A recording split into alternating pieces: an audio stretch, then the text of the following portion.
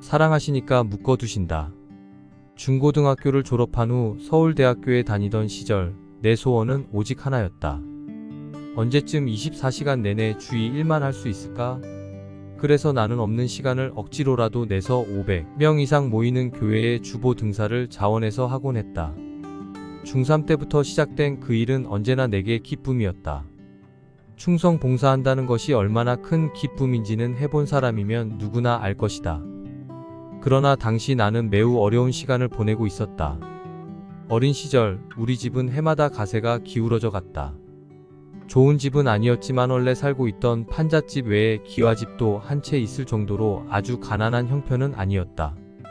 그러나 워낙 우리 집에 와서 손 벌리는 친척이 많았던 데다가 홀어머니는 생활 능력이 없었기 때문에 날이 갈수록 빚을 떠안으며 생활을 이어가야 했다.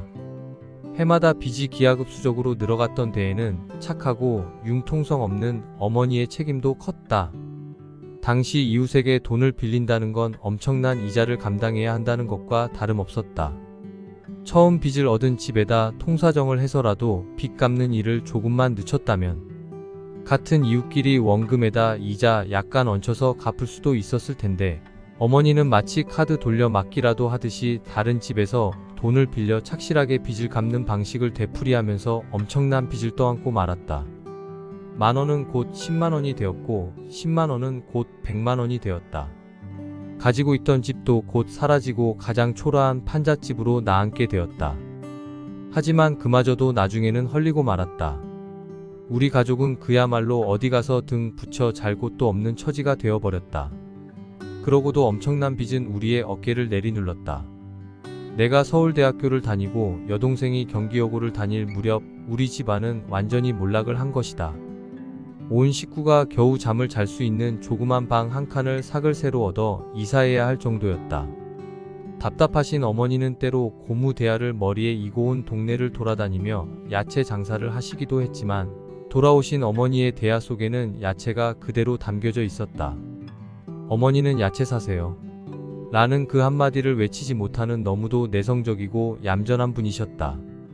그 모습을 본 나는 어머니를 만류했다. 어머니, 이제 장사하지 마세요. 제가 어떻게 해볼게요. 라고 말씀드리고는 모든 책임을 내가 떠안았다. 그런 와중에도 하나님께서는 주위 천사들을 보내주셔서 나의 학원만큼은 계속할 수 있게 하셨다. 정말 기적같은 도움의 손길이 내 걸음걸음마다 따라다녔다. 하지만 생활비와 동생 학비, 내 책값과 빚과 사글세는 고스란히 내 몫으로 남아 있었다. 그 때문에 나는 대학 4년 내내 과외를 하느라 쉴 틈이 없었다. 입주 과외를 중심으로 여러 과외를 했던 내게 찾아온 어려움은 시간과 체력의 한계였다. 학교 공부는 주로 휴강이 될 때 도서관에 가서 집중적으로 했을 뿐 따로 시간을 내서 한다는 것은 상상 속에서나 가능했다. 그러다 보니 대학 내내 체력의 한계에 시달렸다. 체격이 좋은 나였지만 잠 한숨 제대로 못 자며 대학 4년을 보낸 탓에 나중에는 뼈만 앙상한 몰골이 되었다. 4년 내내 그런 일상은 계속되었다. 잠깐이라도 대학의 낭만을 즐긴다는 건 상상할 수도 없었다. 늘 공부시키는 애들과 함께 입시 전쟁에 시달리면서 나의 대학 생활은 숨막히게 흘러갔다. 그런 와중에도 유일한 기쁨이 있었다면 공부시키는 애들을 데리고 주일마다 교회에 가서 주일 성수하는 것이었다. 물론 온종일 봉사하느라 바쁘긴 했지만 그 하루만큼은 내게 주어진 유일한 자유가 느껴졌다. 주위 장막에 거하는 것 자체가 내겐 쉼이요 기쁨이었던 것이다. 주위 궁정에서 한날이 다른 곳에서 첫날보다 나은즉 악인의 장막에 거함보다 내 하나님 문지기로 있는 것이 좋사오니 당시 극한 경제적 압박과 고달픔 속에서도 잘 견딜 수 있었던 것은 역시 기도의 힘이었다. 그때도 나는 하루에 3번씩 기도했고 학교에 오갈 때나 과외 수업을 오갈 때면 꼭 찬송가를 불렀다.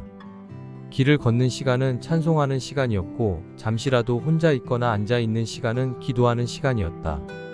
그렇게 기도와 찬송의 시간 속에서 주님은 지쳐있는 나를 어루만져 주셨다. 괜스레 복잡한 생각에 시달리거나 염려에 휩싸이지 않게 하셨고 허탄한 데에 마음을 두지도 않게 하셨다. 그저 하루하루 충실히 살아갈 힘을 주셨고 덕분에 나는 내 마음과 생각을 지킬 수 있었다. 그렇게 대학 4년을 보낸 뒤 졸업식을 마치고 교회에 와서 기도를 하려고 무릎을 꿇으니 눈물이 주르륵 흘러내렸다. 무사히 졸업을 했다는 것 자체가 기적처럼 느껴졌기 때문이었다. 남들이 꿈에 그리던 대학에, 그것도 명문 대학이란 데를 들어갔으면서도 낭만은커녕 공부도 맘껏 해보지 못한 채 대학 4년을 보냈다. 어떻게 학업을 마칠 수 있었는지 생각할수록 신기하기만 했다.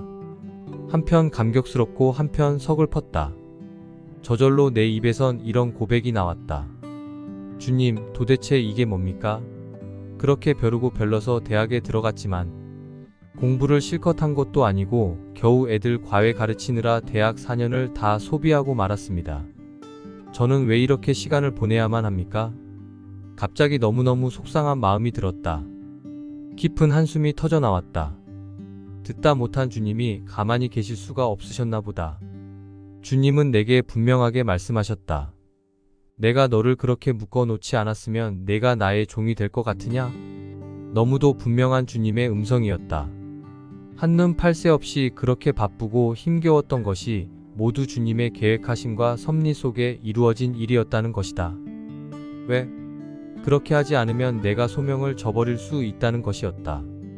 정말 대학 4년 동안 주님이 철저하게 묶어놓지 않으셨다면 내가 다른 길로 갔을까? 성실하게 공부 잘해서 인류대학에 진학한 뒤로 나에게는 결혼 제의가 참 많이 들어왔었다. 목사님 집안부터 시작해서 장로님 집안, 입주 과외하는 가정에 이르기까지 나를 사위 삼으려는 적잖은 제안들이 끊임없이 계속되었다. 그만큼 나를 사랑해주는 사람들이 주변에 많았다. 그 덕분에 나는 힘든 생활 속에서도 힘을 잃지 않고 살아갈 수 있었다. 하지만 만약 그때 내게 마음의 여유가 생겨 누군가와 교제하거나 결혼을 했더라면 나는 전혀 다른 길로 가고 있을지도 모를 일이다. 주님은 내가 소명을 잃어버리는 것을 원치 않으셨다. 소명을 향해 오로지 정진하도록 내 모든 시간을 묶어 놓으셨다.